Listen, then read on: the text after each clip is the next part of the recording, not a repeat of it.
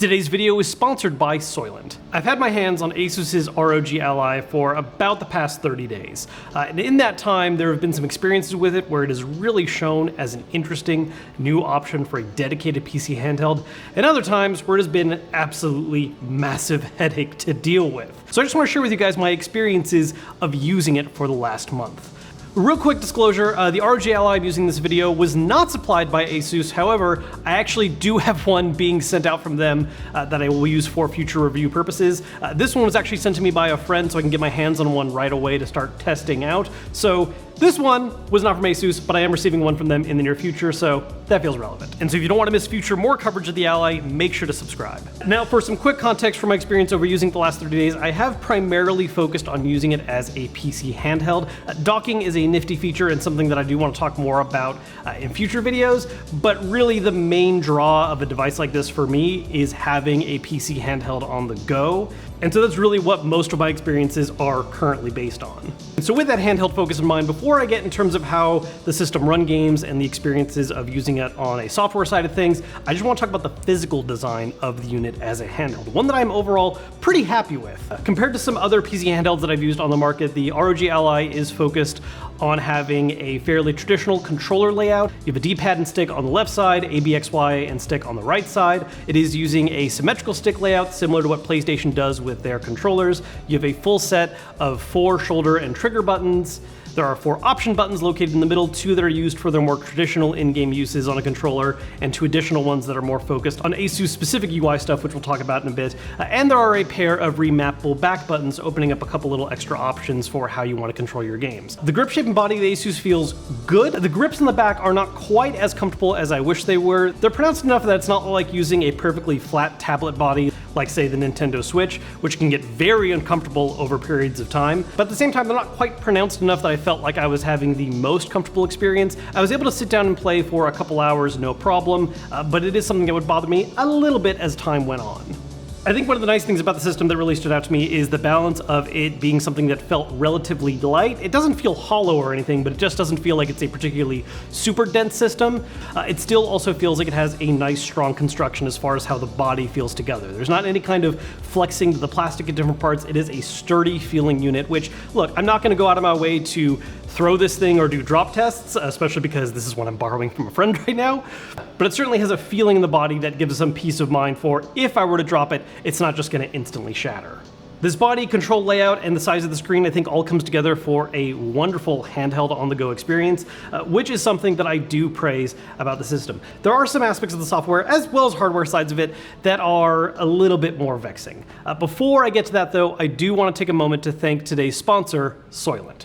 Soylent is a nutritional meal replacement beverage that has been scientifically balanced to make sure that it has ingredients that give you the right amount of macro and micronutrients to keep you going. And thankfully, unlike its namesake from the 60s novel and 70s movie, it is 100% human-free. I double-checked that after I already drank 3 of them, just to be sure. Now, I know when you hear about nutritional drinks like this, your taste buds might get a little bit nervous that it's not gonna be something that actually tastes good, and actually, it's great. I've worked my way through a bunch of different flavors. I'm kind of simple in that chocolate is always just a really nice one for me to go with, but they got a bunch of other flavors I've tried out that I've enjoyed as well, like the cafe latte and strawberry. I actually haven't tried the banana before, so let's just go ahead and do that on screen, like right now.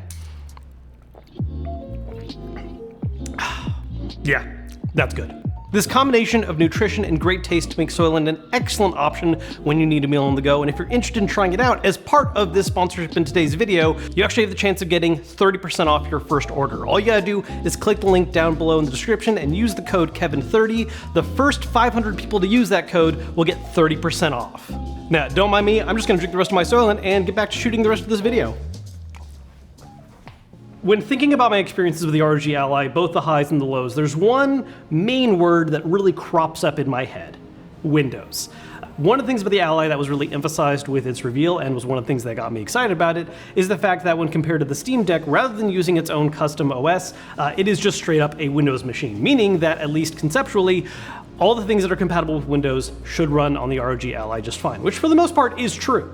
There's a degree of compatibility here that at least the Steam Deck stock-wise can't really compete with. You're able to run games from other launchers, like Blizzard titles if you want to play Diablo 4 on the go. If there are games that make use of certain anti-cheat functions and multiplayer things, like a lot of MMOs, FF14 for instance, you can play that on the ROG Ally, which you can't do to the Steam Deck without extensive modifications. And one partnership that seems fairly obvious as part of all this as well is Xbox. If you have an active Xbox PC Game Pass membership, you can use that on your ROG Ally, immediately giving you access to a lot of different games, and this is in fact one of the other sales pitches of the device, is that it comes bundled with a free trial for that subscription. And that is absolutely one of the coolest parts about using this device, especially compared to my experience with the Steam Deck. I'm not planning on making this a full in-depth comparison between the Steam Deck and the Ally, but just feels like an important point of reference for what really makes the Ally cool right now, is that it just has that many more options for games. Now the thing is, because it is also just running Windows, you also get to run into some of the problems that come with running Windows, particularly running it on a device that's not really meant to be how Windows is normally ran. It's meant to be used for a more traditional desktop PC setup with a keyboard and mouse, not for a handheld device using a game controller style input. And obviously the Ally has been designed with this in mind as far as giving you options for control layout and how you manipulate the base UI and getting things up and running, but at the same time there are absolutely going to be weird moments and quirks that you run into. For instance, when this Ally was shipped to me, it was brand new, sealed in the box, I opened it up, I did the initial setup, and it didn't work. Most games wouldn't actually launch. A lot of the Ally quick buttons just didn't operate at all. Something about the initial setup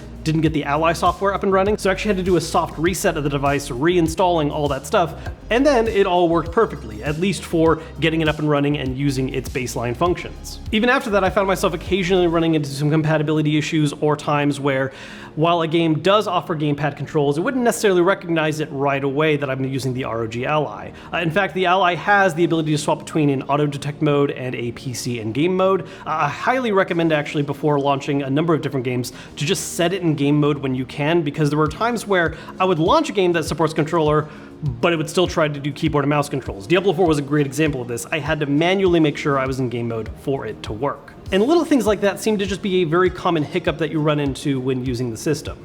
You know, it reminds me a little bit of when I was using the Steam Deck when it very first came out, where it was still working through some of its firmware updates. It wasn't quite as polished just yet. And so there were times where making use of certain functionalities just felt not exactly the most user-friendly, and it's gotten a lot better over time, and I'm hoping that's the same case for the ROG Ally as well, though I think the ceiling for that is a little different since it is, at the end of the day, running Windows, which isn't really designed for this form factor. With time and effort and being willing to deal with some of these problems, once you're able to get a game up and running the way that you want it to, it is a wonderful experience. I mean, one of the things about the ROG Ally is, again, compared to some other options out there, it is launching with a fairly aggressive high spec, especially for its price point, and you feel the difference for some games. There are absolutely titles that I've played in other PC handhelds where I had to kind of mess with the settings and tweak a little bit to try and get the right balance of performance and visuals on the handheld screen, whereas with the Ally, while I still have to do that occasionally, especially for some more demanding games, there's a lot of titles where just doing base higher settings right off the bat ran perfectly smoothly. It's an experience overall that I found just requires you to do a bit more work and a little more care, and just being ready to deal with the fact that sometimes some things aren't going to work right off the bat the way you wish they would. Very similar akin to focusing on being a PC gamer over a console gamer, and that's exactly what the situation is, right? You are running a PC in handheld mode, and that comes with some baggage that a more traditional fine-tuned console isn't going to necessarily run into. And if you're fine with that, great. If you don't want to ever have to deal with things like that or have to put time into thinking how to troubleshoot things, then that's something you should definitely be aware of getting into using a device like this. It also makes me wonder if the PC handheld market begins to take off more and more, if there'd be any interest on Microsoft's part in launching some kind of dedicated handheld version of Windows. Something that adjusts the UI and controls and compatibility to where it is meant for this kind of interface and UI, and there'd be a way to swap over to a more traditional desktop when in docked mode. Because that really is, I think, the biggest stark contrast between something like the ROG Ally and a more traditional handheld console like the Switch, and the Steam Deck occupying this kind of weird middle space where there's a whole lot of potential and options and things that open up by using a PC operating system, but at the same time, there's a whole lot that's lost in terms of simplicity, UI, and just general user friendliness. Now, software compatibility aside, there is also, sadly, I think, some hardware issues worth talking about as well. Obviously, the big popular one most people have talked about is the micro SD card reader.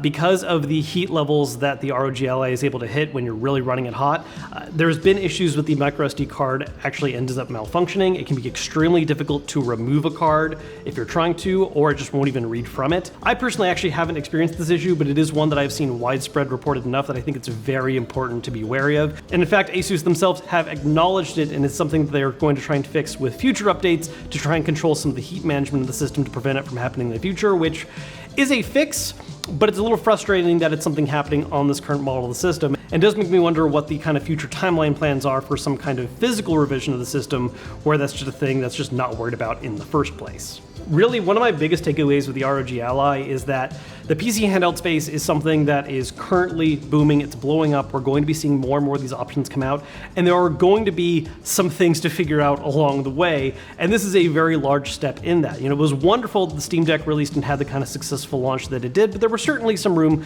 for improvement on that system, and I'm curious to see what Valve does with a potential revised system in another year or two, and I'm just really glad we're seeing an additional option pop up with Asus, and now I want to see what they or other companies stepping in might choose to start doing from here on out.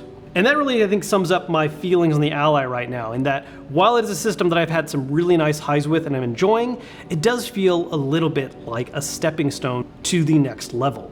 Now, for this video, I really am focused a lot more on just kind of my general experience of having used it as my dedicated PC handheld for the past month. I am planning on doing some more in-depth videos, including a more proper comparison between it and the Steam Deck. So if you don't want to miss out on that, make sure to subscribe so you see those videos as well. I do want to once again thank Soylent for sponsoring today's video. If you want to get that 30% discount on your first order, make sure to use my link down below in the description, as well as the code Kevin30. If you enjoyed this video, hit that thumbs up button to let me know, and I will see you guys later.